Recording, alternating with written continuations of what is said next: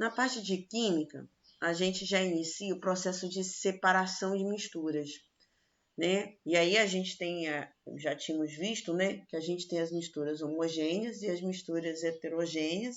As misturas homogêneas, na hora de fazer a mistura, elas é ao ponto que você não consegue visualizar, né, quais são as camadas. E as misturas heterogêneas, você consegue visualizar, né, visualmente, né, desculpa, você consegue visualizar as camadas, então são chamadas de mistura heterogênea. E esse processo de mistura, você tem que separar. Algumas tem que separar, né? Alguns componentes que já vem da natureza a gente separa, e agora nós mesmos, né? Algumas situações, a gente até faz isso no nosso dia a dia. Então, o primeiro que está aí é o processo de catação, que é aquele que a gente até faz quando vai separar um feijão, né? Antigamente fazia-se muito isso. Hoje nem se faz. Antigamente os feijões vinham muito sujos. Hoje já vem com uma qualidade melhor. Então, o processo simples, né? Um processo simples é o processo de separação, que ocorre muito em misturas heterogêneas, né? Que é o processo de catação. Nós temos outro, que é o processo de frotação. Esse aqui, no caso, ó, você tem dois componentes que é como se você olha visualmente, é uma mistura homogênea, que é a areia e a serragem. Aí você teve que incluir um outro componente, que é a água, e nesse componente, que é a água, você observa que a serragem ela vai flutuar. Então, ela vai se separar da areia, porque a areia ela é muito mais pesada, ela vai decantar. Ó, você observa aqui no fundo. Então, você tem a água que ajuda nesse processo de separação. Então, a frotação é nesse sentido. É a separação de uma mistura sólida, né, com uma mistura mais leve. Então, você pode utilizar a água como no caso, é um meio, né, para poder te auxiliar na separação, que é conhecida como a frotação. Você tem um processo que é a peneiração ou adamiçação, que é você utilizar a peneira. Você vê muito em obras, né? Os pedreiros para separar aquela areia fina da areia grossa. Separação de substâncias sólidas por meio de peneiras, né? Que utiliza... E aí você tem outra coisa, gente. Essas peneiras, se vocês nunca pararam para observar ou no material de construção, elas têm cada peneira tem uma abertura, né, para passar um tipo de grão. Isso acontece muito em grandes fábricas também, na hora que vai separar algum componente, vamos dizer, quando você faz uma coleta do feijão, né? E aí você tem aquele feijão, você tem um padrão de um tamanho fixo de um feijão. Então ele vai várias peneirações até aquela peneira reter aquele feijão que você quer. Tem os feijões mais ressecaços, feijões ruins. Eu usei o feijão, mas existem outras situações que você utiliza várias peneiras, onde elas têm as aberturas, né, menores, porque aí vai separando o que você quer. A separação magnética ela já é muito mais específica quando você tem um material que ele é atraído pelo ímã, né? Então, já é uma separação mais específica. É usado quando um dos componentes da mistura é um material magnético. Então, você pode usar um ímã ou um eletroímã para retirar essa situação. Aqui você também tem a levificação. É um processo de separação de substâncias sólidas mais leve da mais pesada. Muito parecido com o da frotação, né? Quando uma mistura é formada com substâncias sólidas, a densidade é diferente, pode utilizar uma corrente de água. Isso você vê, e agora você está vendo com muita frequência quem assiste a novela, né? Que o imperador, na hora de ver de separar as pedras preciosas, ele vai no rio e faz isso. Você vê o tipo de peneira que é? Então, utiliza, ela não tem furo, mas da maneira como você vai rodando ela, a água vai auxiliando, então a areia que é fina vai saindo e as pedras que são pesadas vão ficando retidas ali na peneira. Mas não é a peneira que tem furo, tá? Que é chamado também de separação por levificação. Nós temos a filtração, E essa filtração a gente vê o dia a dia nosso quando vai fazer um café, né? Você separa sólidos de líquido, filtro, material que é um material poroso, né? Você também, às vezes, quando você tem que um óleo para limpar, você pode usar ou aquele papel toalha, ele pode ser usado para isso também, né? No laboratório de química se utiliza muito para fazer esse tipo de separação, esses recipientes, o becker, né? O funil, o vidro de Erlenmeyer, onde você consegue separar.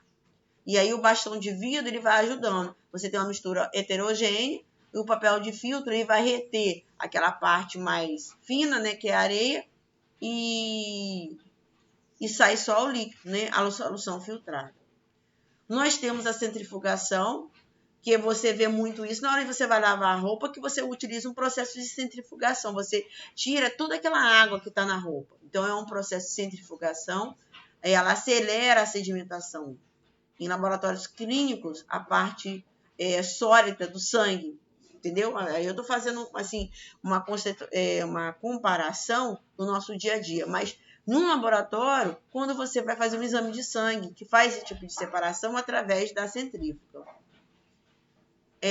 Nós temos também a ventilação, que você utiliza um forte jato para separar substâncias menos densas e mais densas. Aí, no caso, você utiliza muito isso na separação quando você vai fazer o arroz para tirar aquela folha, a pelinha dele, a casquinha, né? Então, você joga um vento, aquela pelinha sai e você só fica com um grão de arroz. A fusão fracionada, que separa substâncias sólidas com ponto de fusão diferente. Aí você utiliza a temperatura para você evaporar, né? Porque aí você tem um aparelho, ó. Esse aqui até que não utiliza não, mas você tem um funil onde você tem a mistura heterogênea e aqui, essa fusão aqui, fracionada aqui, ó, você vai controlando, não sei se vocês estão conseguindo visualizar, vocês vão controlando aqui. Então, a parte menos densa, a água, vamos dizer, ela vai, ó, aqui você está separando o óleo da água, que são misturas heterogêneas, você é visível, você vê.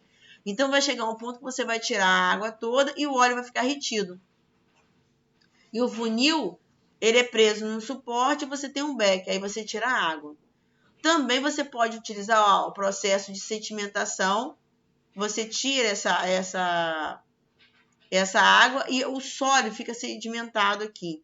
Você consegue visualizar isso muito bom quando você vai fazer um suco, quando você bota uma quantidade muito grande de açúcar. Então, o soluto ele fica retido, porque ele não foi dissolvido totalmente na água, você extrapolou a quantidade de açúcar, então ele vai ficar decantado. Aí você, mas professora, se eu colocar sempre açúcar vai acontecer isso? Não. Se você colocar a quantidade X de água e açúcar, vai dissolver totalmente. Mas se você extrapolar a quantidade de soluto, ele vai sedimentar. Tem também a sublimação, que é usada dos sólidos por aquecimento, né? Você vê que aqui, ó, a areia e o iodo, ele, a alta temperatura, ele vai evaporar, entendeu? Então, você observa aqui, ó, que o iodo, a evaporar, ele só vai ficar a parte a areia e o iodo evapora. Você tem também esse aqui que eu estava confundindo com vocês, a destilação, porque nós temos a destilação simples e a destilação fracionada. E a destilação simples você utiliza pelo aquecimento. Você aquece, né? E ao aquecer, ó, aqui ele usou uma solução de água e óleo, água e sal. Então, o aquecimento, a água vai evaporar e o sólido fica. Então, ele utilizou o aquecimento e você observa aqui, ó, o termômetro para medir a temperatura. Então, ó, a água ela vai evaporar, o sal vai ficar retido aqui, a água vai evaporar. E aqui você coloca uma água fria, porque o que acontece? Ela vai evaporar, mas ela não vai embora, você quer essa água. Vamos dizer, um exemplo que talvez não é um absurdo, mas a água do mar. Ela é constituída de água e sal. Então, você pode utilizar essa destilação simples também, em pouca quantidade. Você consegue fazer isso.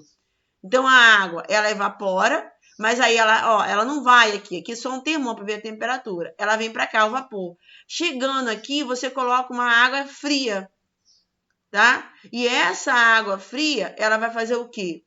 Ela vai fazer com que esse vapor vai condensar novamente, vai resfriar e ele vai voltar para a forma líquida. E aí você tem ele aqui. Mas também temos a destilação fracionária, que aí já é um processo muito mais amplo, muito maior, que é o que acontece quando você faz aqui, ó, ele está utilizando como exemplo o processo do óleo, né? Onde vocês veem isso com muito mais frequente, quando vocês que moram em Conceição, nesse trecho de Macaé que tem as destilarias. Então, você observa isso com mais o tratamento do petróleo.